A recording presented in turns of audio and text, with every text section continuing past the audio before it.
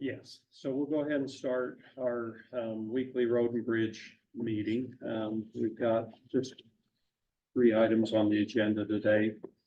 First is the Mazda project Plat extension. You want to explain that to us? Yeah, so they're just requesting an extension for their plat. It expires this month. And they're still trying to work on their lift station design with their engineer in Eastern Idaho Public Health and DEQ.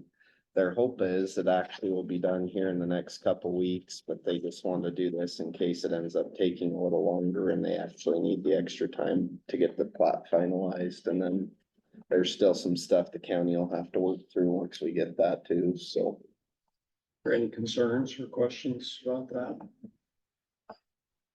Okay. Sounds good. There any other items that, I have some quick other items things. that need to be done Well, before we we can go do to it. the fuel line? We can do it after the fuel item. Okay, thank you for coming in. I know Commissioner Christian's request, I'll let you guys. Thank you for having us back again. At least we had better weather than last time we were Right. here. It's a little bit of a nicer walk, still a little chilly. Just curious where you are on that. Okay, well, I have your email here and we were gonna have our, there he is right there. Our city attorney, Michael Kirkham, join us because of the last item that you asked about. And that is eliminating 8.2 out of the agreement. Any type of large type of changes to any kind of agreement, I always let our city attorney know. So he's on his way in right now. But if I could just go through each of the items that you put in the Okay. email. And the first one was with Let the, me address one oh, thing. please. We considered some of the changes you were proposing to be large. Okay, yeah, no, I understand. Okay, Would the city be willing to participate in expansion of capacity at the current facility in order to accommodate a desire for more room for emergency reserves, which we talked about a couple of times? And should I continue or should I? I'm addressing. Okay, go ahead. I'm just here mainly to take notes or what we might need to write up. Okay. Well, Okay. we appreciate you being here. That sounds great. So, yeah, we did have a conversation about that. We did have an opportunity on Friday to have a budget workshop with our council. And one of the items that the council had as a priority was what they're calling building stewardship, a building stewardship plan. So it's not just the fuel facility, but it would be for all city buildings and that type of thing. I saw that as an opportunity to bring forward our discussions about increasing the capacity of the fuel. I believe, my notes said that we wrote about installing 2 more tanks. I brought that up to increase the volume for emergency reserves. I also brought up the installation of a canopy to protect the mechanical pieces of the actual fuel dispensers themselves that were just upgraded in January. And so they did have an opportunity to hear that request. I put in a request over a 2-year period as a placeholder, if you will, that we were estimating a cost of, I think we had from our last meeting, 400,000. I just bumped it up to 5, just to keep it even type of thing. And so what I recommended to council to consider would be a 2-year period of 137,500 from like a 50-50%, a 50-50 split, provided that there's not more discussion. I mean, obviously there may be more discussion, but for the purposes of our budget conversation on Friday, over a 2-year period, having those 2 items on there to split. And so we talked about that, but again, they didn't vote on anything or anything like that, but at least it's something that we will be submitting in our budget for consideration for funding. So that addressed, item number 1, and item number 2 as well with the canopy over the pumps. That is something that we're very interested in having as well to protect those mechanical parts and pieces as far as the, fuel dispensers go. And then we also talked a little bit amongst ourselves about just the discussion between the 6 cents and the 8 cents and what was included in the 8 cents, and some of what was included in the 8 cents calculation wasn't written, wasn't prior authorized. So what we intend to do is just to extend the 6 cents and perhaps revisit it in 2025. But the other thing we want to incorporate is that annual get together that we talked about doing. Maybe taking turns and maybe having one time having it at the fuel facility inside in our equipment maintenance facility, and then maybe another time having it at the counties, one of the county offices. We feel that would be very helpful. We really want to start employing that for next fiscal year, perhaps having like starting off at a quarterly and then seeing how those go. And then we can talk about those things such as 6 cents, is it 7 cents, 8 cents? Where are we at with getting some cost estimates for the canopy, some cost estimates for additional, 2 additional storage tanks. So that's where we're at on those 2 items. Can I ask you a question on that? I didn't quite follow you. That you would trade from the county to the city, the fuel. What are you talking about would be housed in? Getting different together and having a The meeting. meetings annual. Oh, just the meeting? Yeah, the meetings, like take Okay. turns at locations, yeah. Okay. But we really would like to have one the first quarter of next year, starting in October 1st, the first quarter of that, we think would be very helpful, just to kind of keep this dialogue going. Because we know that we're all gonna get busy working on our budgets and there's other things that we're gonna be working on. And we just don't want to lose sight, an opportunity to continue the communications. Not that we don't like coming to the road and bridge meetings, but it would be a great way to keep everybody informed of what's going on. And then as we start getting the cost estimates on the canopy, the cost estimates on 2 additional tanks, that's a forum for us to be able to share that information.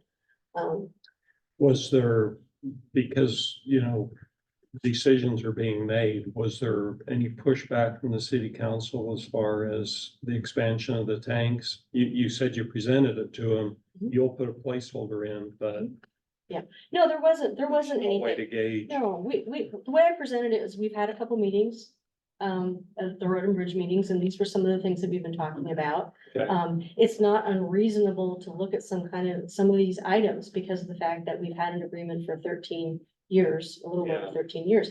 And so it's just more of a placeholder for budget discussions. At that meeting on Friday, they hadn't made any significant, they weren't making any significant decisions. But what was really great about it is it did give us an opportunity to talk a little bit about what we've been talking with here, with everybody in the room and having it be a public meeting versus, separately. Let me ask then, are you supportive of putting 2 more tanks in? Do you believe as you manage that, right? Do you believe that's necessary? Well, we are currently in the process of getting some estimates from Leonard Petroleum to start with. To see if that's feasible, if we have room there in the current facility. If there would need to be expansion, elsewhere in the parking lot, something like that. So Okay.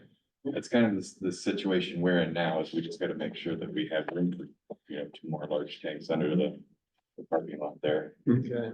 And so, if I'm in favor of expanding gasoline for sure. We have a 15,000 gallon gasoline tank, which I would like to see that larger. And if I'm in agreement that if we are gonna make an expansion project like that, it would make sense to expand the diesel as well. Yeah, okay. So, And we do need to know, get a better understanding, not only of what's capable as far as capacity goes, but making sure that it's in line with what we've been discussing the last few meetings about what kind of volume are we talking about? I mean, I know we talked about 2 tanks, but what kind of volume? And I think we'll get more information we'll as we get get more an idea. information Okay. and, all of the process that would take place to, run plumbing and our additional pumps needed, and manifolds and things like that into our existing system. So. Yeah, okay. Any other questions you guys have got before we Make it a list. Okay, And then the follow-up item, the third item is the section 8.2, which I asked our city attorney to look at. yeah. And so do you want to talk a little bit about that or answer any questions or? Well, I guess I can ask her questions. I saw that there was a question of whether the city would consider changing some language there, and I think that I'm always open to looking at things. That I'll just tell you conceptually that kind of what I see is that this is a 30-year agreement. We're about halfway through. So I think it's normal to, when you get halfway through with anything, car, a marriage, anything that's a joke. Try to lighten the mood here, but, you know, you go and do some tune-ups, I right? hope I'm not quite halfway through my marriage, 42 years. So I think it makes sense that as we're going through the kind of what has happened in the past and looking forward to the second half of this agreement, if there's things that need to be tuned up, let's tune them up. I'll give you my perspective on what that 8.2 language is to me. Before I came and worked for the city, I was a private attorney and I did exactly one real estate deal for a gas station. And there was a wrap-up language on that gas station at the end of the life, and they were gonna turn it back around. It was really similar to the language that's in 8.2. And I wonder that, I think it was Dale Storer, I don't know who the county attorney was that wrote this agreement up, but I wonder if that was the intent behind that 8.2 language is for wrap up at the end of life of the facility. And the way I kind of read that is that if the facility isn't gonna be wrapped up and closed down and remediated, and the city decides they're gonna operate it beyond that 30-year period, the city takes the responsibility for any future environmental cleanup that might occur past that 30-year agreement. So I don't know what changes you were hoping to see there. And I think that the agreement does make it the city's decision if they're gonna continue to run that facility after the 30-year agreement. And if they're not gonna run it and they're gonna wrap it up, that the parties are gonna cooperate on the environment. But that's kind of my take on what that language means, but I don't know what it was, the concern there. Well, I remember the discussion on that. The concern is it gives the city pretty much unilateral authority at their discretion, close it down. And I've been trying to For work me, with it. being neither an attorney nor a fuel station developer, it was the, at any time, phrase or language, I don't know how close or exact that is, but that seemed like, whoa, okay, so not at the end of 30 years, not at the end of a lifetime, but anytime. So- That just seems odd. So how would the decision look like? Well, where's 30-year on this? Is the term of this agreement, so when this agreement terminates. That's when it would occur, That's in which section? the term of this agreement. Let's see, section.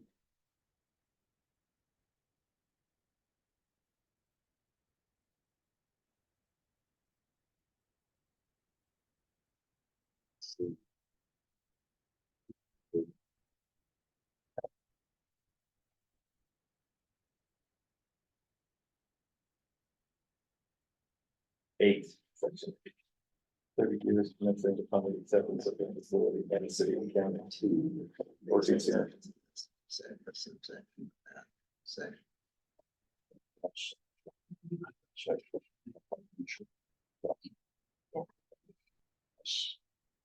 I'd say. My understanding of that at the time was it was on city property and they felt like they needed to use it for anything else they could do that, and that's where my concern came. I've been. Sure, I guess the, Exploration. yeah, I guess in the situation in which somebody would like to terminate for convenience or default, then at that point, the city has a decision as it's currently written on whether it's gonna continue to be used as a field facility or not. If it's, so let's say today that the county gave notice under paragraph 9 that they were done, they'd like to wrap up and they'd like an appraisal and be bought out. That'd be the county's right to do that. At that point, we get it appraised and it'd be sold, and the city council would need to make a decision as the language is written today on whether they were gonna continue to use it as a field facility, which I think would make sense, because there's at least 15 years more life as conceptualized by the parties at the outset of the agreement, that it would go for at least 15 more years. If that's what happened, then the county would be released from any future environmental remediation for the project. And so I think that if the city decided that no, now is the time to wrap up, the county's done, we don't want to pay anymore, then 8.2 would give the city the right to ask for the county to participate in environmental remediation. If they close the facility. If the facility was closed. So there wouldn't be a situation in my reading of 8.2 in which the city could require the county to remediate and run the facility. Well, it's either or. Actually, glad you came. For once. But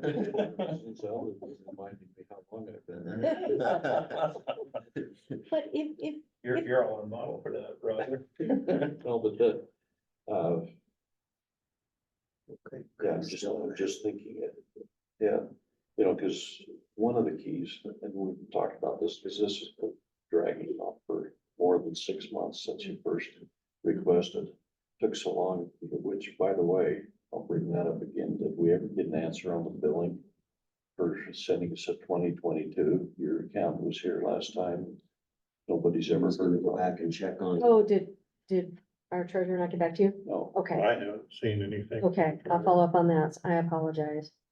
But, you know, part of the concern was, you know, according to terms of the agreement, if we decide to go a different direction, we need to give you notice, and then continue it on for the next fiscal year. Yeah. Which I think was set up to give either party time to either, go on our own, build our own, or for you to budget in what you would be doing. Yeah. So, That for termination for convenience, that starts. Okay. It says the next fiscal year from notices, so that could be as short as 12 months, could be as long as 24, depending on where that notice comes in on that first fiscal year. yeah, I think it has to be done before the start of the fiscal year. That's why we kind of set ourselves with a deadline of about now, but we didn't think it'd take 6 months to figure out how much it was gonna cost you to run it. And, you know, and that's why we're being a little pushy. Mhm. uh, No, I because these understand. things tend to drag on, just by delays of getting meetings together and things like that. Mhm. Uh,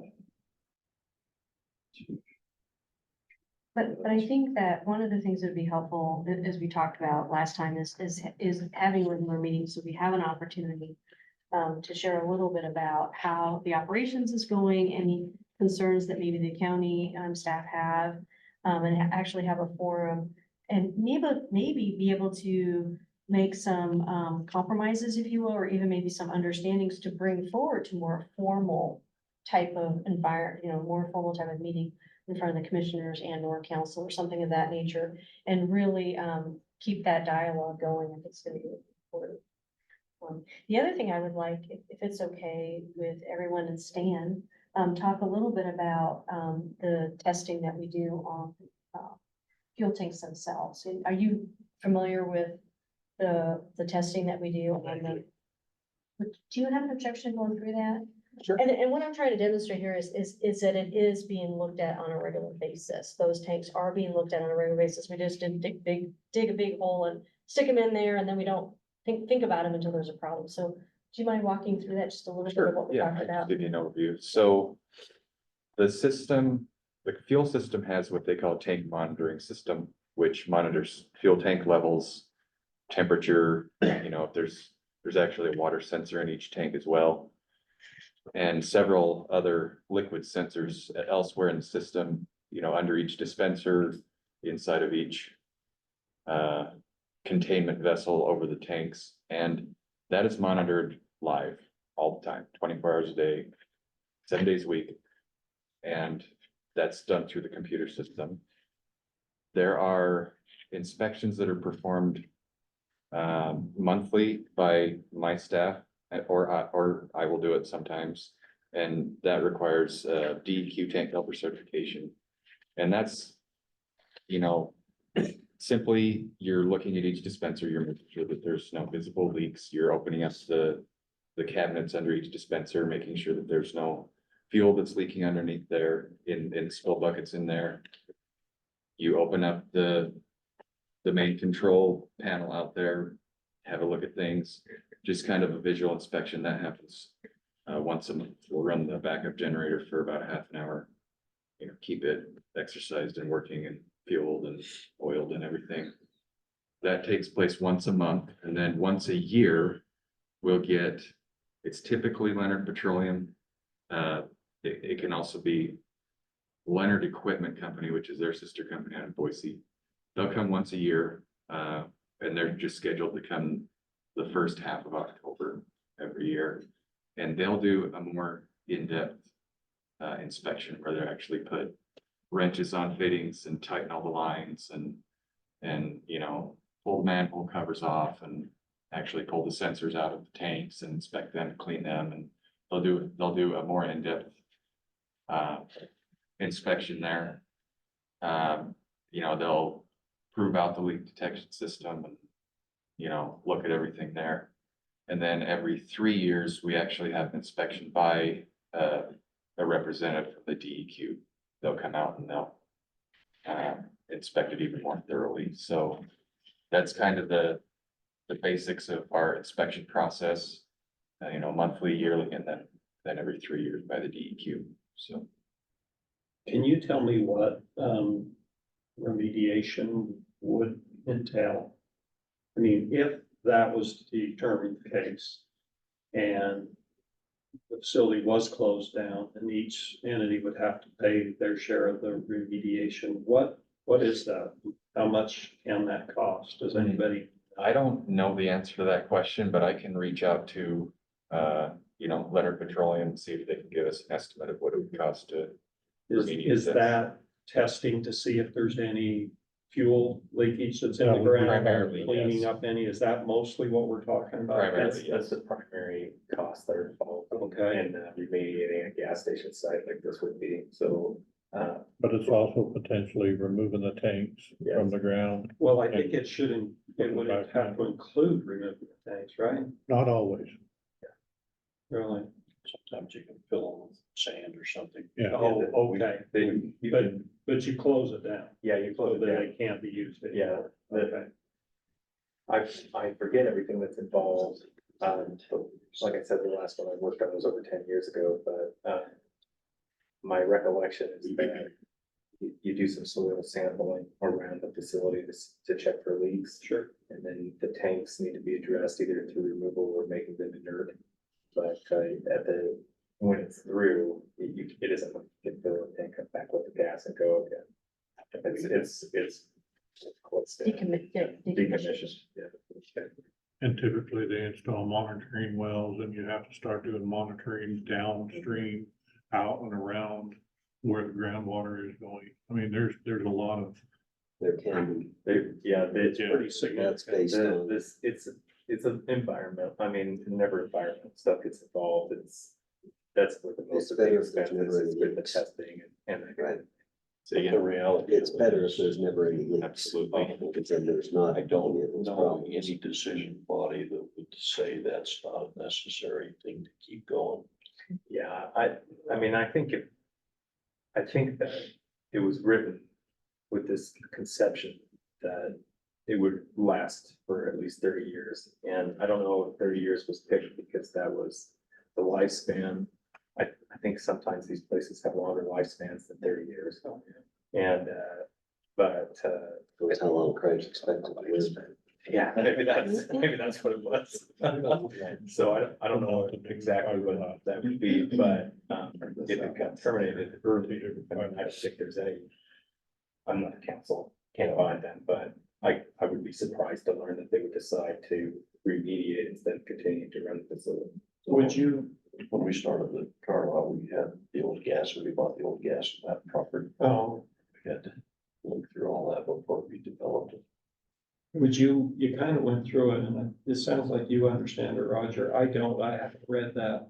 So if the county was to decide to go do something different, what is the process then for us? A notification to you and then a 1-year extension, is that it? Yeah, the way it would work is that under paragraph 9, either party, so the county get the city notice that they want to terminate the agreement for convenience. That starts a process in which an appraisal needs to be done. And it's an appraisal that both the city and county can agree on, appraiser, I should say. That appraiser comes back with a value. At that point, the city has to pay 1/2 of that value to the county.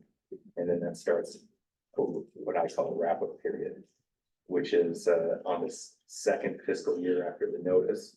That's when the agreement ends, and that's when, The second fiscal year after the notice? Yeah, that's so- a 2 year back. well, it could be.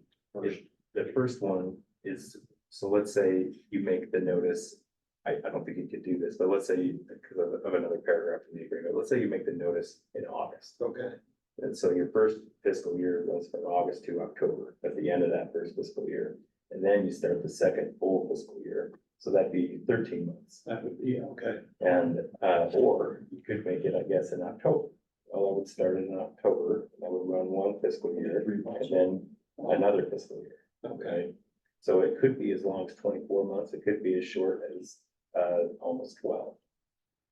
What if it was made in May? Yeah, then you'd run from May to October, and then October to October. So that would be a year and a half. Right. And, Couple other questions, if we're trying to understand this part of it. Because one of the concerns we had, and it was the original intent, because the reason we want the storage is some of us lived through the Jimmy Carter days, and fuel lines and shortages. That's not unreasonable to anticipate, I'm not one of those doomsday people that say the world's gonna come to an end, but fuel disruption, for any reason is a problem, and, the idea was to have enough, that's why it was to keep it half full was empty.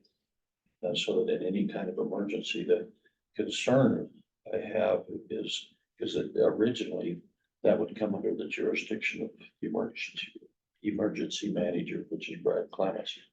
Because there would have to be, that wouldn't be a city declaration at that point, because it would have to be a broad enough emergency. And then that person would be basically the gatekeeper over the priority of who gets the fuel. And I don't know, something like that could be addressed in there just to clarify it in the future. Yeah. Because I could see that becoming a very contentious thing among the two governing bodies. Oh, I think that's something we can easily address. It just figuring out, what that would be. To me, that looks like maybe a couple of different things that we should look at. One is what does half full mean, right? And how do we determine that? And I don't know enough about it, and maybe, Stan would have a better idea, how fast fuel flies out of that facility and what half full might look like. And maybe that's a reason to look at expanding the facility so that we can make sure that we've got half full. And that's the gut feel, because like the things we didn't anticipate at the time, it was about a 50/50 usage. Road and bridge, with the landfill on the hill and everything. And then we don't run all that through this facility, so we buy a lot of extra fuel anyway. But the city of Idaho Falls, at that time, I don't think we anticipated Idaho Falls Fiber, which they're a big user of your fuel. And I don't think then the gift thing comes into play on that, because that's another user. Sure. And that's the, Well, they're not using it. well, There's a there's a request. request, because you'd have to have that capacity. And I think it's another, because gift is TRIPTA, which is a separate political entity. Another political entity wants to get in on this deal, there had to be something on the campus. I don't want to. Well, that was the proposal here, we appreciate that part of it, because well, the other thing the city was doing, which, I used to tell Chad why they didn't, using their own equipment to clear the streets instead of all those contractors, so that's putting more demand on fuel for all the city stuff, and that's why it's gone up to about 60/40 on the usage. Part of that, but that's the big concern, is what happens in case of a shutdown, because primarily you would have to keep the main roads open. You know, if it's a wintertime type thing, or if there's just a general fuel, you know, you need your law enforcement and your street access. Would get first, this is just me thinking through it, would get the first prior to the fuel. Sure. Well, I think if we were gonna develop language, there's a number of approaches that you could take to get there. One would be designating somebody who just decides. Another way to do it would be to designate, priority users in the case of an emergency. So you could say, you know, the equipment that's essential for keeping roads open, or maybe it's an emergency services like police and fire. I mean, I don't know. But, you could do it that way. There's a number of ways to get that. Now, the designation, by my should still be emergency manager. Yes, he is an employee of the county, but it's through grants, and anytime we stand at the EOC, it covers everybody, all entities, you know. I don't anticipate seeing a situation where you would say, well, city of Ammon needs part of this, they're gonna have to go on their own, because this is joined. Well, we could figure that out. So, and there might be ways to And we'd have to ensure figure out- everyone that the emergency, Has person guidelines. has got some guidelines so that they're not just arbitrarily saying, well, the sheriff can fill up, but the police can't. You know what I mean? Which I don't know if that's a real concern. It's a, No. but you know, you could put it in there so that. If I can think shorten this comes in. discussion a little, the line of authority for the emergency manager under the state emergency management office, and the federal guidelines that come with it, lay all of that out. And there have been instances where smaller entities, have tried to get in the middle and flex muscle and say, oh, no, you don't, and it's, oh, sorry, but we really do. And I think the concern is we want to make sure we don't ever have that. We Well, want and to I be think on the front that's- page of CNN because we I had think a that's reasonable. It argument doesn't about make- doing what Makes sense to cooperate. what's actually. I think a lot of that can be addressed in the county's emergency operation plan too, right? Cause Probably that's is. what's adopted and what we function under in the event of an emergency, so. This specific language as to, hey, what does priority go to is probably gonna be addressed in that emergency operations. And it plan, could but- easily be referenced to that. And, So I- and that's a really and if- good way to And deal with it. if is it's a to- concern that this facility isn't gonna be managed appropriately in emergency, I mean, there's ways to address it, that's all. I'll throw it out there. I'm not saying the particular way it needs to be done. We just wanted you to understand our concern on that. And I think I It wasn't addressed there. Well, and a few years ago, when we had, former Chief Hanneman there, we did work with, your emergency manager from the county, and there is, from what I understand, there's a book. Mhm. And there's a couple sections in that book, and my recollection, I can't cite it word for word, but I was asked by former Chief Hanneman to look at it, and there is a designation in there about the emergency manager identifying, essential services, which would include, you know, the Right. fueling and that type of thing, but I can't cite it word for word, but I do recall it was addressed in that plan. I couldn't tell you. And that was just an idea, I think we could just utilize that plan if we needed language for something. Because the worst thing you can have is everybody, we had a little bit of that on the Henry Creek. You know, with the different jurisdictions, Mm. fire districts and things like that. You can't be standing out there in the field of a thing like that, trying to argue who has jurisdiction. And having Deb spelled out, and that's what, you know, Brad Clemens, you know, Brad. Yes. So his wife, you know, very, very capable, and it's the most objective person that I think both entities should have the confidence that, you know, he's gonna come tell us, the objective view, not worried about being fired, you know? And that's kind of the way it's set up with the state guidelines and everything, because you just can't do that in a real crisis. It's too critical. Well, we need to clarify in the agreement that that's the person that's gonna make decisions in emergencies, and I don't think it's that hard to do that. One thing I'm a little concerned about thinking through this is, just the time frame of when we get a determination if expansion is needed, is if the city is willing to do that, because, for me, that's the most important piece of this whole puzzle, is I believe both entities need more fuel storage. I believe it's being managed very well right now. I think you're keeping it more than half full because you're filling weekly. We feel weekly. But I think, and I can see down the road that even weekly fillings may not be enough, to have adequate storage. And The so current storage. at the current, what we have right now, so. I mean, my days are kind of numbered. I'd like to be able to make a decision on this and determine if more storage is needed, is the county gonna have to develop it on their own? Or is the city gonna say, yeah, we recognize that, we're not gonna drag it out till August at the end of budget to tell you yes or no, we recognize it, we're gonna work toward it. Is it possible to get that kind of answer Motion, movement. before the end of the budget season? And I know you can't speak for the mayor. Yeah, I can't, but I would think that we could get you some answers on that. I think the better question to ask is how. What's the best way to determine what's needed? Because if it's a desire to avoid a weekly fill up of the facility. That's one measure, but that might not be the right one. Because I could see a situation where you've got enough fuel in the facility to fuel every vehicle that the county and the city use out there for a month, but you bring something in every week to fill it up. And if your mark is weekly fill up, that means that there's not enough supply in the tanks, then I don't know that you're really addressing it. So I think a better question is, or maybe the better way to evaluate it, and I'm open to ideas, and I'm just shooting stuff because I'm just a stupid lawyer, but, Self-deprecation is the endearing factor. is, maybe we look at how much fuel is being consumed.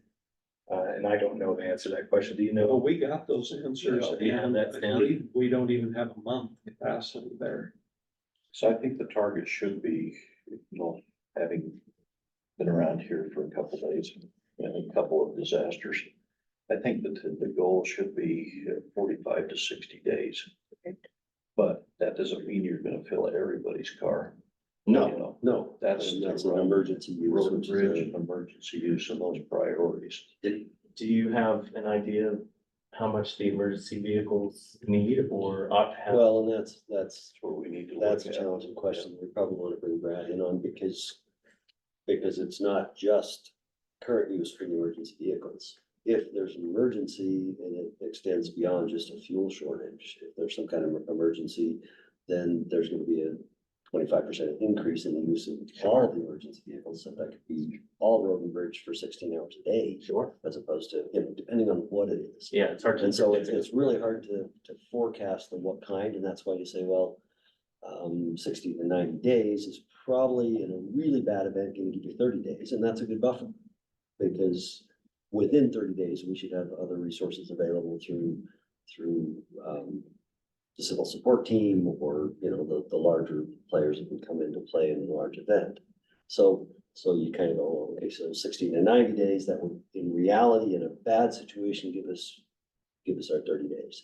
And that's probably a good place to go, to come back to that number. But that's a really a Brad question, and Maybe some. and you know what our actual monthly use is and what it would So- take to get us to where we had 90 days capacity at that use.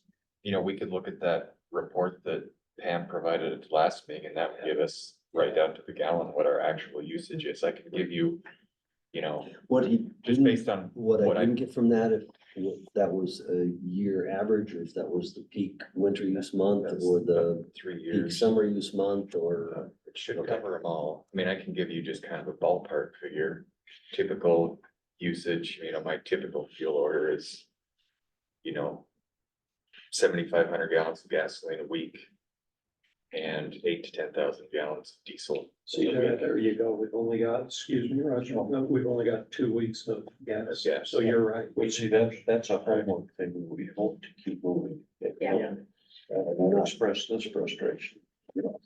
You're doing a great job on this. This is the first time had anybody, on the other side that's even, you feel like we're looking at it, you know, from the standpoint you came in, not knowing that there was even an agreement there. And so, we sit here and get frustrated because nothing's happening, and then, you know, you have a breakdown out there because we've got equipment that you can't order parts for. Things like that, so, you know, the deferred maintenance was a major concern. You know, with our whole goal in mind doing this, because you're not getting that much cost savings. You know, either one of us are a big enough volume user that they're gonna give you the same price. You know, it's just that, sharing the operation. The other concern we've got still, and I don't know how to resolve this, is the idea of sharing the administration was kind of taken away from us because they got a new software system that's not compatible. You know, and I think that's one of the things that you didn't seek approval for, is in question, was $50,000. And the primary goal of that was to help, and not only with this, but to help with the fleet maintenance, which is a good idea. You know, but, again, as a partnership. Yeah. There's much regard That again. to the county side of that, and it's impossible for us to even exercise that option now. The idea with, that's sharing is if it got too expensive and one entity just started loading up their budget, and got too expensive, you know, say, well, that's what they will do it. You know, cut the cake in half and say, Yeah. you cut it, I'll divide, you know. So that's just, but So why wouldn't it be possible for the county to manage the facility now? because it's not compatible with our software, it would be a huge expense. To go through and change, Lance would have to change all of his fleet management software and everything. Because nobody checked to see if it was compatible with the county or even offered That to. whole annual meeting, it's just, you know, solved all of this. Just with the city's interest in mind, which cut the county out. You know, that's So not. now you can't fill up. Well, no, It's taking management of the facility. yeah, Doesn't- taking management of the Our facility. software is not compatible with the software that. The software was the deployment of the fobs, the key fobs. Yeah, the card, we call it card Card reader readers. system, Yeah, or key reader system. but- Used to be a key system way back. but going back to your happy marriage thing, Well, we need a little therapy, it's clear. yeah. This is one of those It's mid-marriage like a adjustment square key. times. Looks like a thing for the reader, the fuel. You need the therapy to save it, you know? But, I mean, we're still open-minded enough, but as Commissioner Reed pointed out, you know, we can't drag these things on, for as long as it seems to take us to get answers back and things like that. Say. You know, because we are, Would it be helpful, I mean, if, is the goal 2 more tanks, is what your kind of gut feeling is? well, mechanical because of the problems that are, some of those icy over and things like that. And then it's difficult when you're out there standing in a blinding snowstorm or something. You know, everybody to fill up. So do we need an estimate on 2 more tanks and a canopy? Right. It's 2 diesel and a gas, right? That's great. Leonard's is working on a diesel and a gas estimate for us. I can have them, You're in line. you know, I can get a couple of different estimates, one for 3 tanks and one for 2 and, And you hit it right on the head. Is there room? Yeah. I mean, that's the Right. first Yeah. question. you know, I mean, Where do you If run there's into not, rock then the that county didn't does get need moved to- the first time? well, and you know, the facility was built, you know, with that plot of land in mind. There may be room for expansion, there may be not. I'm not the person to determine that at this point, but, you know, and another thing that we have to consider is that it's much. I've been told by Leonard Petroleum that it's much easier to build a canopy during the initial install of the system. The anchor There's- is kind of hard to put down after. There's conduits and plumbing underneath the concrete there that they're gonna have to work around. And if that's not possible, they have to dig it up, reroute it. So it could be very costly to get a canopy put on it now versus had it been originally, you know, implemented in the original design, so. Well, that's, you know, because think we told you last time, we're exploring the cost of, and we have a spot that we could do one, but we want to have that over here to evaluate what it would cost on the other side. But those need to be moving on a parallel track, you know, not us getting over here and then still waiting for an answer. Do you have an idea on when Leonard would give you back a quote or? They're currently working on it. I reached out to them the day of our last meeting. Could we commit when we get that, just to forward it to the county? Sure. Yeah. Because I mean, we do have it on an action item, and I'm gonna propose that we go ahead and put this out for bids, because that's better than quote. But don't take that as that's a final decision, that's just for us to consider. Because that takes a while. Wait, do we get under this? Pursue the paragraph. Right. Yeah, exactly. I guess I would, also like to ask, and I can reach out to them as well. It's just, I would like mayor and city council to be looking at. I'd like a little idea of what they think on this. You know, are they like, no, we're fine, we're not gonna appropriate money for that, or yes, we're gonna take a serious look at it, you know, I'd like a little bit of a gauge of where they're at, and you know, one way or another, so. Well, I would think, once, Leonard Petroleum gets, a quote for what the ballpark might be on that, Yeah. I think, that would be an appropriate time to queue it up for a work session. And if you'd want to be invited or participate in that, I think city Yeah. council would do that. Be bad. That'd be great. If we can get past the gatekeeper, that doesn't want to let the commissioners meet directly with the council. We'll see. Okay. Yeah, no, we'd like that. At the bare minimum, it's a public meeting, you're all welcome to attend as citizens. I know, that would result in another therapy session. Yeah. Well, we'll see. Away from pushing. We'll see what we can get done. I think it would be probably more efficient at the bare minimum, if the two governing bodies could fill each other out at the public meeting. Yeah, I do too. So I'm not opposed to that in general. Let's get the quote and then try to get that scheduled. Sit there, play a hand of cards and see who pays for it. Boss instructions. Well, So we understand that. that's a real thing. We don't have to pick up everybody's. So anyway, yeah, I'd like to get authorization to at least solicit bids. Okay. Get Lance working on specs. You have any concerns with that? Okay, I think you've got a consensus between the three. Movement. Yeah, because, you know, the one thing you've got on that piece of property is there's pushback from Chad Stinger, who sometimes can be a little ornery. You know, because they got a big pile where they pile dirt and stuff, extend that farther back from the shop. But I don't know what's back there. I don't know if that's the lava straight goes down. The pipe yard. I've got a big question for roughly. I appreciate what Commissioner said, that, you know, don't take our action as we're wanting to separate this. Because I can speak personally for myself, I just want increased capacity. And I want to do it in the most cost-effective way possible. And so that's kind of where I'm at. And I would love to hear city officials' determination as well, so hopefully that'll be down the road. The short road. Well, I think we can feel some of that out. Okay. And, we're not taking anything the county does personally. Okay. If you want to explore your options, so I think you ought to.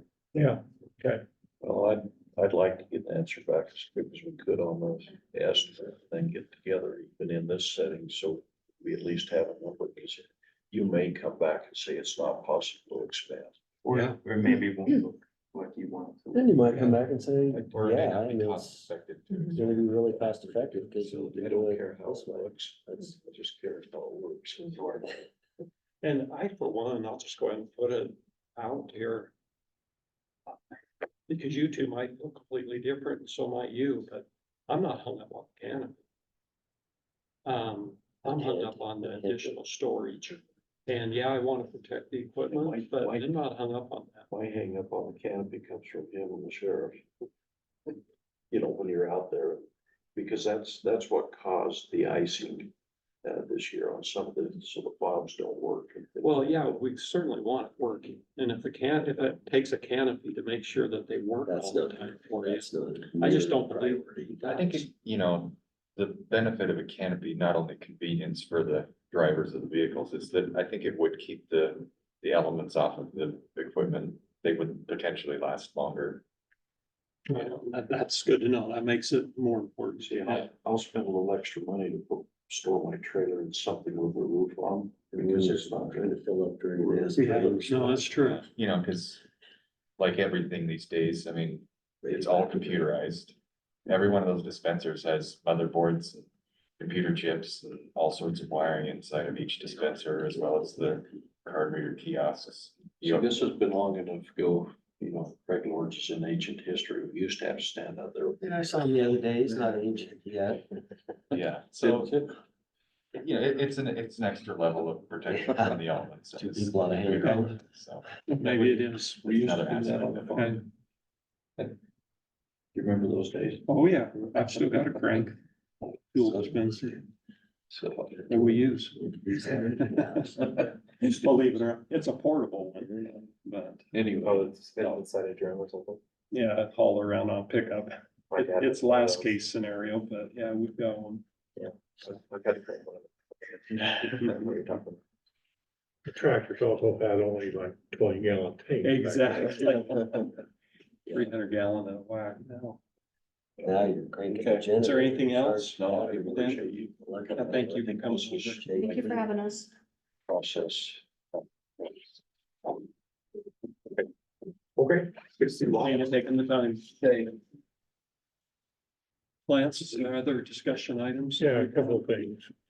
So on First Street, you had a couple examples of letters to go out for agreement of possession when we don't have people actually working with us.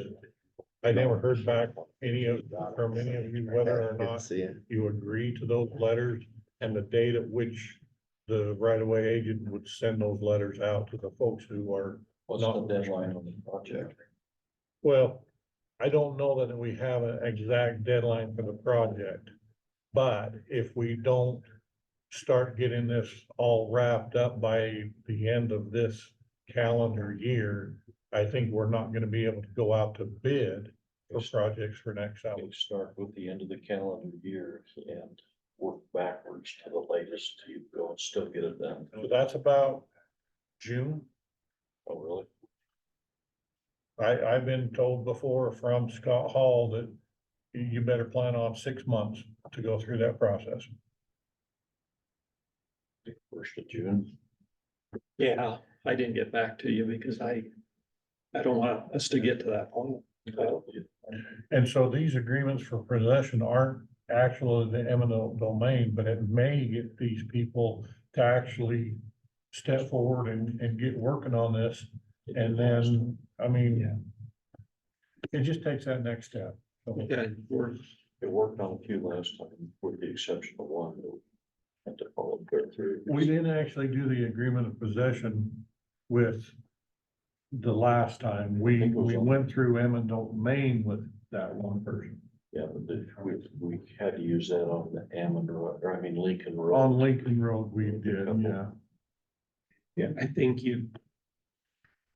Yeah, yeah, Okay, I'll give him he'll do up the draft for all of the different properties. And I'll say, send it out by no later than the middle of May, and that gives us a little bit extra time, so. Okay. 95th East. Did you hear anything back from Dave Chapel? Do we want to try to? He moved. He moved? it. Okay, So you know where Jake Lane is? unfortunately, yes. So there's Jake Lane that's off of Foothill. Is that Foothill that it's off of? Yeah, There, so they've got a piece of property right behind Jake Lane that just has a driveway access to it off of Foothill. That's where they're putting the cellars. a driveway access on the foothill. Foothill is not in that greatest shape right there either, but, Yeah, okay. It's a county approved and maintained road, Is it so paved? It's paved. it's It is paved paved in right that through, section. yeah. Okay. So that's Okay. what he decided to do. He didn't wanna do the Was improvement. that subject to spring load limits? All of the roads are subject to spring load limits. You might wanna make sure those signs are up right close to that cellar when it happens. Not that they Yeah. would try to. Yeah, So we did get that. I did talk to him, and okay. that's what he opted to do, so. He tried to call me a couple of days ago. I missed the call, but I haven't called him back. If you visit with him, just tell him I'm a little uncomfortable visiting with him about it. He's got an application in now. I just think it's best if he works through you. Yeah, I mean, we Or more or comes to our less got meeting. it taken care of. They've given us all the paperwork we need and we're ready to issue the permit probably today or tomorrow, so. Okay. Okay. Okay, And based on his recollection, what I said, I could have it recorded. Yeah. In meetings. 49th North. Do you want me to have the contract with Horrocks to come before you next week for you to sign? You were talking to Curtis, who's he using? Eagle You, so how would this work for the whole thing? Cause I thought the engineering through Lorox was gonna be to get the outside boundaries, the parameters, and then they could insert the parts if the other. Well, so what the scope is to design the whole mile section of road. Curb gutter, sidewalk, the expansion of the roadway, the drainage, that's what they would design, that's what's in the scope. And so in order for them to do that though, it's gonna take them longer than what Eagle Rock Engineering and Curtis Johnson may want.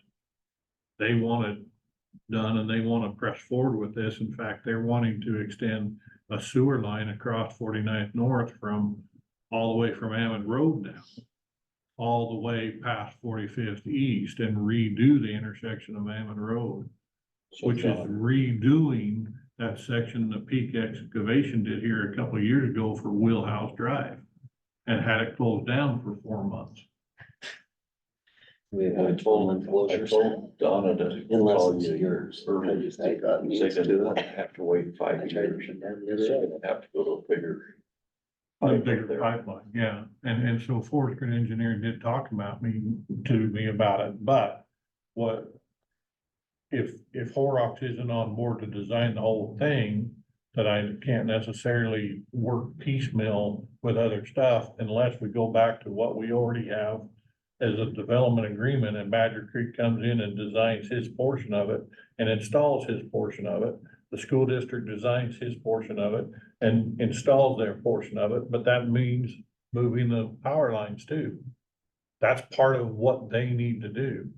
So the whole goal of having this as a county project is so I could tell the Rocky Mountain Power, this is a county project. And they need to work with the county on moving those power lines for the school district.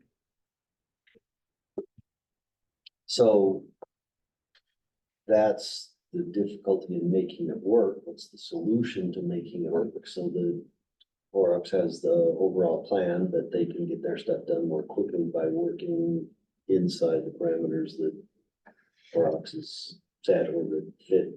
But it still needs Their to meet the overall design criteria, but to get that overall design criteria, it's gonna take a longer period of time than what Eagle Rock is going to want, or for what the developer is gonna want.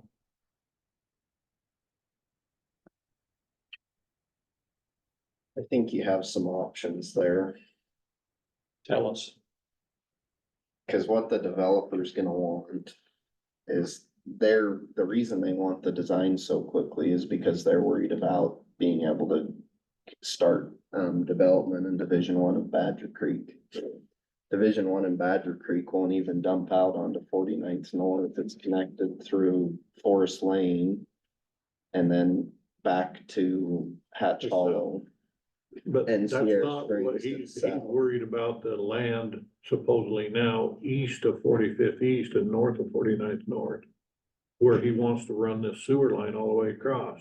He is Oh. not talking about Badger Creek. Yeah, that's the sewer line all the way for his stuff of CDOLs, But he and I also own it. potentially running Badger Yeah. Creek out to 49th North to get. But I to it. think as far as the Badger Creek development itself, if you said, hey, the county's gonna do the design, if you'll participate in the design cost, then we're not gonna, as long as the design's moving forward, we'll issue permits for Division One. We just won't issue any permits further until the access that comes out onto 49th North, until the work's completed per the design that the county had done, because that's gonna be more than a year out anyways.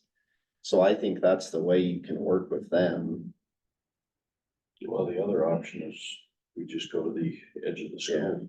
Or that's the other option, is you cut that section out of the And if we design. go to the edge of the school, this scope of work is needs to be redone and. Because it'll be go- just for that section Yeah, and then wait till the others build them. we'll have an economy of scale. It won't cut this in half, How much is this? $930,000. Yeah, $1 million. That's just for the design. Doesn't include moving anything, doesn't include putting any plans out to bid. That's just for the design. It But- won't cut it in half. What will it cut it to? It'll probably, I'd imagine, cut 25% off. That's all. Yeah, if you split it, the But project in half to the end of the school. And looking at that, then if we come in later and say, well, let's do the rest of the portion to the other side of the school, you're probably gonna end up paying more You will. than what we would just pay for the whole scope of work now and getting the engineering done on the whole Yeah, road. but the county shouldn't be on the hook for it all. The school and the developer I should. agree with you, but I don't know. But I guess the question is what does taking out those little sections save the county? If they were to come in and do the design on those two sections of roadway, and we told Horrocks, let's design everything except for these two sections. What are we talking? Cause if you have to split the project and you're paying for one then and one later, are we still gonna end up at the same dollar? Hey, I thanks don't for know. coming in. That's the You may, question. but this is also north and south. So we're talking about developers just on the south side right now and their project, but the scope of this does widening of the whole mile section, north and south. Curtis Johnson's only worried about a small section on the south side, school district. What about Hicks? Well, I think that he He's probably got ought a to be small involved in section the on the front end of north it, side, yeah. but I think that But he he would hasn't be designed willing to anything, yeah. reimburse for design too. Can we somehow make that now? A stipulation that they will have to pay for when they. I mean, We collect- could with Hicks because it's not finalized for Badger Creek. It's already been done. We've already just told them it's in their development agreement. It's their responsibility to build that section of the road. But Badger Creek has a fairly small section of the road. And that's my question is, when you're looking at that, how much does that really save the county to design around that? And I don't think it's gonna be significant enough that it really makes it worth it to try to split it all up. Division One wasn't supposed to be built with Division One, right? It was supposed to be designed with. It was supposed to be designed for and built with Division Two, which hasn't been done yet, right? So So So they had- I think there's flexibility. I think we could get them to be flexible. Two designed. Are we gonna be Well, able they to haven't force got the number school to one pay their share? portion of 49th North design. I think they will. I think they were fine to. The problem is if the county's gonna move forward, we need to get everybody in the same room. Yeah, But the Rockwell's initial was, we're not gonna wait that long. So that's what I'm saying. I think if they would participate, if we give them other options. But I don't know. I don't know how much dollars wise that really would make a I don't think difference it- is all I'm saying. I don't think it's gonna cut this price very much to Well, knock out that. Can we get them all in the room? And just get a commitment from them that yes, we'll participate on this. Thank you. for I saving think us we- Money. I think we need to send something out that says. the county is doing this, would you like to participate? Yes or no? If no, then the county's not gonna design that section.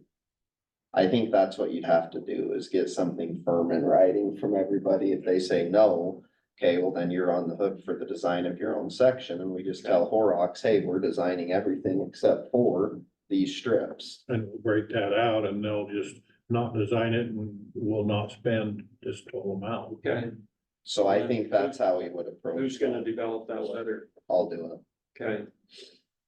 And that'll be coming from your office or from us? Probably will come, well, how do we want it to, probably Probably come both from of both of the You guys, offices. yes, okay. Okay, I'll just put together some language and then send it over to you, and we can Okay. just go back and forth until we get something we like, so, Okay. when you send it to them, like, let us see it as well. yeah. Okay. We'll bring it to you for approval before we send it Okay. out, so. So is where we ended up, Roger, is Lance and Austin can develop a letter to send to them to say, this is our plan. We request that you pay your portion of it. Are you willing to do it? Yes or no? You can either participate in the cost of the design, or if not, the county's not gonna design that portion of the roadway, and it'll be up to your personal responsibility to take care of that. So that And we it'll can be get at least some basically- commitment from. Foot frontage Yeah. portion of the mile, you take a mile of road and split that up into the 10,000 plus feet And and tell do it them, on a foot. you know, especially for school, this expediency. I mean, let's get the thing moving, Yeah, you know, instead of them sitting trying to. well, negotiate the back. school and Yeah. Hicks and. Well, that's why I think we just send out a letter. On the letter, we'll just say, this is your time frame to respond, no response will be considered a. Yeah, no, I like that. Point out how much we believe we're gonna save for the entire project, all parties, if we participate jointly on this. Yeah. Okay, No, Beach's Corner already has some of their stuff designed, but they haven't constructed any of it yet. Yeah. We'll have I to make think sure they'll that continue, design but- ties in. We'll just send the same letter to them. Yeah. and If they say no, then we'll just pull that out of the design. Yeah. So, What about the intersection of 49th and Hammond with, you say the sewer would have to do that? Yes, Is that gonna be a major hookup or? yes. They're replacing that pipe that's in that intersection, or they want to with a bigger pipe. And in order to do that, they're gonna have to dig that up. It's over 20 feet deep. Remember that, when we were doing the, dump Wheelhouse. station? Yeah, well, the dump station too, but they tied on with that and went further east to get to Wheelhouse Drive. With that Wheelhouse subdivision that they never finished, but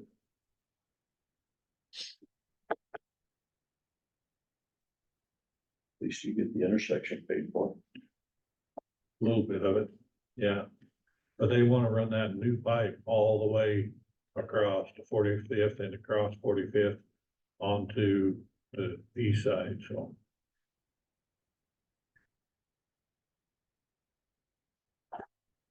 Okay, That's some of this. Bear Creek.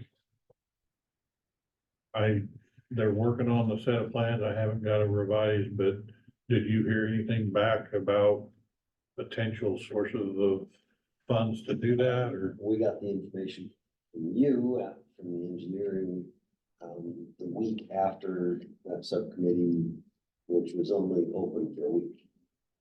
For whatever fund that they spent for that, which is when you said they'd spent some funds out of. So that closed the week before we had any information to send them, but. Convenient, well, his office reached out and said, you have anything? So I sent the plans and a letter saying that we really need help on this because otherwise all these folks can't go use that space and it's your space. And it's our space, but anyway, and I haven't heard back. She said that she was gonna forward that to the office in Washington and that they were gonna check other funding sources and if we knew of any grants that might provide funding for it, his office would certainly weigh in to And so you haven't heard it. So no, I haven't, and I didn't expect to, because, I actually got a response last week, or last Monday. Said, I can't find what you sent me, and passed the deadline anyway. So- What's that? Better than next Monday. Yeah, that was last month, Be normal, it'd be on Monday. yeah, but. So, we'll see. Is Catherine helping you on that? You Yeah, got her yeah, dialed it in? was,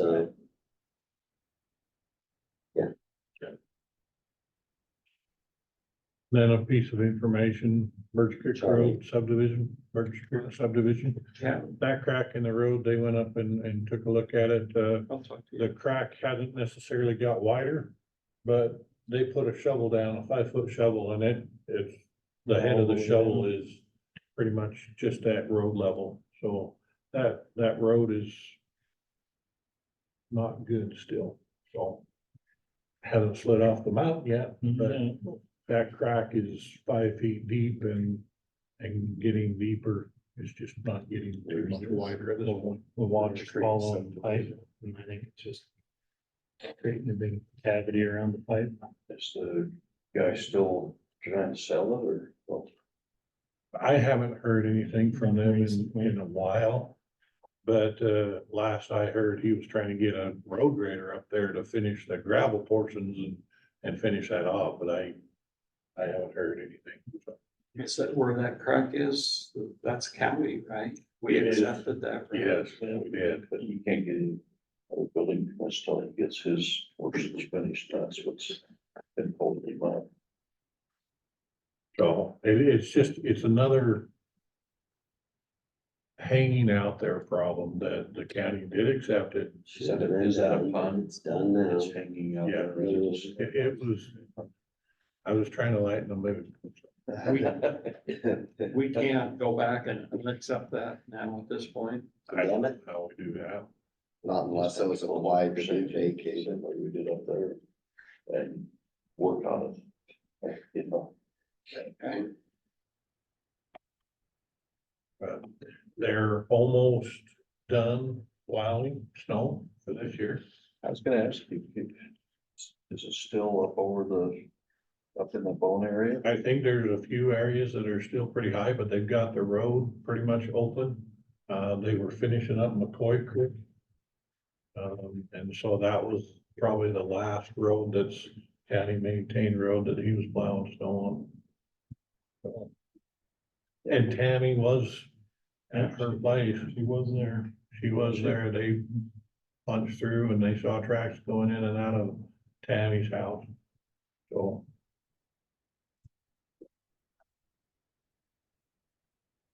Maybe. Any other questions?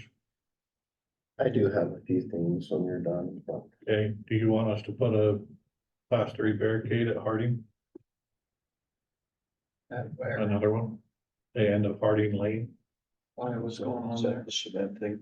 Well, we won't put the cement thing unless you tell us to put it in I cement. think I took a picture. Block. Maybe a Jersey No. barricade. Class 3 barricade is on Telspark poles. It has 3 plastic boards essentially with orange and black tape on. Borrow one from Doyle back. Couple of Jersey barricades. There's a picture. Well, we could put Jersey rails across there too, Why? or we could put barricades. Why? I'm behind. So Harding Lane, you know where that is? No, Just off past First Country Corner off First Street. okay. You're It's going, private lane. it's a Okay. private lane that all these houses Oh, I know were where built you're on. at. Yeah. Then we approved those developments in the back that Yeah, Emmett okay. denied because they had the. So Yeah. what was supposed to happen is where they improved the road to from Kit that wraps around and then becomes Harding. Yeah. They were supposed to put that barricade at the end to keep the traffic from being through traffic because the private portion of Harding is not improved such that you want all that traffic going through to the subdivision. So they put in a barricade, but then when they put in the temporary turnaround, they essentially put enough gravel off to the side that it hooks up to Harding. So I was out there for about 15 minutes yesterday and I watched 3 people drive all the way through because they figured out that it's open. Yeah, that's a shortcut So to our- their house. Lance and I have chatted about it quite a bit, and our initial approach was just, well, maybe the county should just put another class 3 barricade at the end of it. That way, if needed, EMS can break through it if they need to, or still get through. You're not putting something that prevents them from responding through, like a Jersey barricade. But hopefully that'll help with the problem of, It won't solve it, certainly, and people will start to move it, especially the contractors trying to get their trucks in there to finish building the kids' place subdivision. But that's where you may want to temporarily Zero. put concrete man, Line, the contractor, he's done. Well, residents. we can do that. Seems like that worked on Ivywood. A ditch.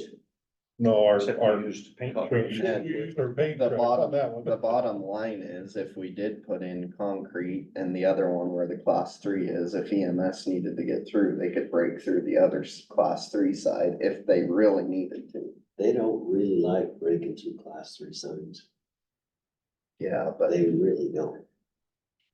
my worry is when they respond, it's gonna tell them to go down Harding, and then they're gonna hit that and there's nowhere to turn around. And it shouldn't if that's designated, if that's not a through access on the map. I don't know what Our it shows GIS on the, should not do that. You'd have to, make sure 911 had it. That's what I mean. In GIS. their system, we should make sure that's not a recommended route. I'll reach out to 911 Okay. see what they have double on there. for sure. One other thing that we had briefly talked That's about was, on these surety bonds versus, when they get permits, all the communication that's good. Can we have some kind of a policy on how we're going to deal with those? We've got 65 emails about it. I was just telling Roger, the problem that my office runs into is for years, they've done it differently. So sometimes Steve would tell them, well, we'll let you start building before the road improvements are in, but we just won't give you a CO until they're done. And that's Steve Sear, and which I never agreed with. So that's what That's why we need a. I was just telling Roger, it'd be helpful if you and I could just come up with a policy of these are how we're gonna handle these new subdivisions and bonding versus building. So when they come to my office, I have something I can give them and say, hey, this is our policy. Because the problem is they come in and then say, well, we always used to be able to do it this way. You guys can work on a policy to just bring it back. So that's something else for us. That's one other thing I was gonna talk about. So the last thing is on the new portion of 45th that the county is working on right now. I've had a couple people reach out to me about their concern with farm access. It's not the guy that was in here last week. But their concerns are where we're going back in and we'll do the curb cut for their driveway. They can't get their tractors or their balers through those curb cuts to be able to then get to their fields to continue farming. Because the way that the driveways are laid out, they put in their driveways, they've got trees all the way down them. And then the farm goes all around the house. So I've had a couple Is people, that Huff? yeah, Huff is one of them. But he didn't have an access. No, he hasn't. He hasn't had an access. They The problem is he built a shop around back Yeah. that he wants to get access to. So they've gone, and he said as far as farming, that they've just always been able to get in wherever, cause there's no curb cut. So his main concern, I talked to him a little about the shop and said, well, this is the concern. Is just being able to get in farm equipment. And so I just said, well, we probably need to discuss how we wanna handle that, because there's gonna be others along there that it's the same way. They'll cut the driveway. But then there's no curb there's no cut to where farm they've access. taken in their farm equipment for It's years. a high-speed arterial road with curb cut, curb gutter and sidewalk. And it's not intended for agricultural use, But but, there's that- and I understand where you're going. Yeah. I do. I understand. So I'm just trying to figure out, the P and Z ordinance is pretty clear that if you've got a residential property, you only get one access to an arterial road. Right. but these are existing farm uses, so You've got to leave them Do we- access. do we tell them, okay, we'll come into Road and Bridge and get an access permit that's strictly what I a farm told Huff to access do. permit? And make them put a gate on it? I don't know, how do we wanna handle it, I guess is why I'm bringing it up. You could just build the curb and then we'll come back and put the curb cut later because they want a gate there and then the fence still stays for years. But I'm just saying it would be easier to get the approaches for these people to call, it would be easier to do them now. And Yeah. just have something in place that says I like the idea. it's farm access only. Yeah, the gate, so people don't, because they want that anyway on their farm, if they have to put the gate to Yeah. get the access. And then gate it off, so it's not a main entrance. So, and I asked Huff to fill out an access permit, to come to us and work us. I haven't seen it. Which he did, and he gave it to John, and then John told him to call me because of He gave it to John Tullis. because of the two access issues. So I just told him, I said, well, this is gonna be a problem anyways, so we'll just talk about Which, it on Wednesday. Brent, Is it Brett or Brent? I think. Okay. I thought it was Brett, but Yeah, it's not the So, farmer's fault. yeah, that road has That to was be- my thing, is I just think and if if it's for farm use, I understand, Yeah. but if it's to access his shop that he built back behind his house. That's a different scenario for me. he can figure that out, I Yeah. think that having them get the access permit and say this is farm use only, it's to get our farm equipment in. If we can do that before they pour the curb, it just saves us work of having to go back and cut the curb. That's why I asked him to fill out the permit and get it back to us. So is that the That direction sounds you reasonable. want us to proceed? Yeah. Okay.